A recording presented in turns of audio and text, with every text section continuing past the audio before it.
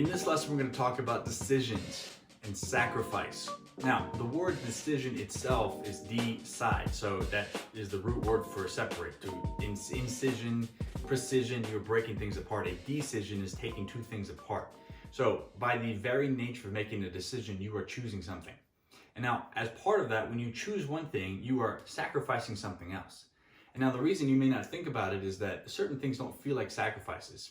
If I say, you have the choice to drive between the yellow and the white lines, or you can go over the yellow lines, that's not a hard decision because you realize that the sacrifice of freedom of your options of driving allows you to stay alive. But to choose and say, well, I don't want to sacrifice that, so I'm going to drive however I want, you're probably going to die because you're going to go into oncoming traffic. So understand that that doesn't seem like a sacrifice, but there are other things that when you don't know which one you want because you're not clear on your values, that can be a harder decision to make. Regardless, you always have to make a decision. Now, we're going to talk about this. A lot of people don't make decisions or they put off decisions thinking that they need more time or information.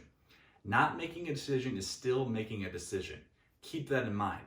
And oftentimes, the cost of inaction is worse than making the wrong decision. So a simple framework to think about is that there is no such thing as failure. And we'll talk about this more later. But failure is just opportunity for feedback. In the worst case scenarios, you make the wrong decision, you learn, you correct, and you move forward. If you had done that quicker than you sat around and mulled it over and thought and worried and had a bunch of anxiety, you'd be on the right path by now. So people get paralyzed by this decision-making process. Some people because it's a fear of failure. They don't want things to go wrong. They just have this worst case scenario. And oftentimes, they've never really even thought about that. The other side of this, people have a fear of success. What would it mean if I was, can I stand up to that? Am I that good? Can I do this? Can I take the pressure? And so they sabotage themselves. An incredible tool to figure this out is called fear setting. And that's essentially where you take the worst case scenario and you play it out.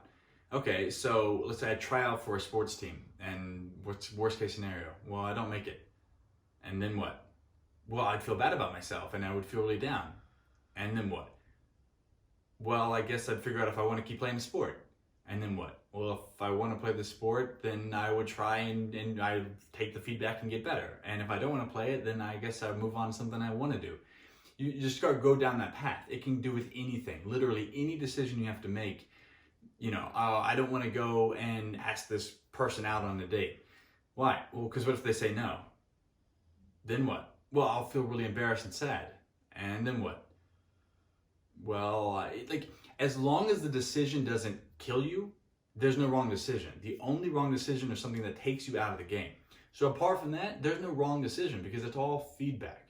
So keep that in mind when you're making it. It takes the pressure off of these decisions. Two last tools that are very important to help you make better decisions are the first, to cycle back to the first lesson, is what do you want?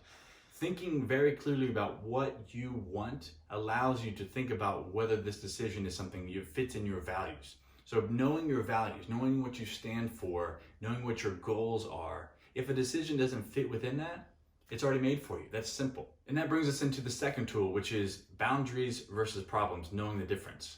Problems have solutions. Boundaries are things that go against your values. So let's say you value having money, and I say, hey, do you want to do private coaching with me? And you say, no, I don't have the money.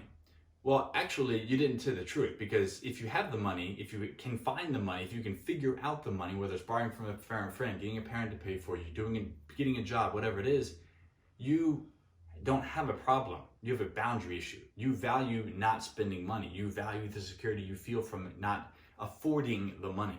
So understand that that's a difference, right? Along that same line, whenever you have an issue that comes up, something presents that's a conflict or a challenge, thinking about it in terms of, is this a problem? Is there a solution? Can I figure out a solution? Is it something I can buy or hire or figure out someone to help me get this? Is this me wanting to be a better basketball player? That's a problem because I can learn the skills. Whereas me wanting to be a better basketball player yet not making those decisions, it's any number of boundaries because it butts up against the value. I value being safe, not being challenged. I value having money. And understand that if you're not clear about your values and therefore you don't clearly set your boundaries, you can end up not making decisions that are in your best interest. So hiring a coach, trying out for a basketball team, improving a skill, asking a question, any of these things that otherwise are going to push you out of that comfort zone, you may say, I'm not going to do that because Rarely you're afraid. You're afraid of the failure. But what you say is that I don't have enough money. I don't have enough time. I don't really want to. I don't think I can. I can't. Oh, I hate that word. So understand that these things that are boundary issues, you get pushed around in your life by the boundaries that you don't even know you've set. So be very clear on the values, be very clear on what boundaries you set for yourself, and then step back. Whenever you have a conflict, something that comes up, you have an opportunity, you have to make a decision about, think, is this a problem? Is this something with a solution? Can I just throw money at it? Can I figure out, can I get better at this? Can I make this happen? Is there a way to fix this? And if not, then it's a boundary issue. It's something in my mind, my self-talk, my values is preventing me from wanting to do this, right? So be very clear on those things. They'll help you make decisions. But the most important part is that not making a decision is still a decision. The cost of inaction will kill you if you never get over that, right? So don't be afraid to make decisions. Make them quickly, correct if you get it wrong, and keep moving forward.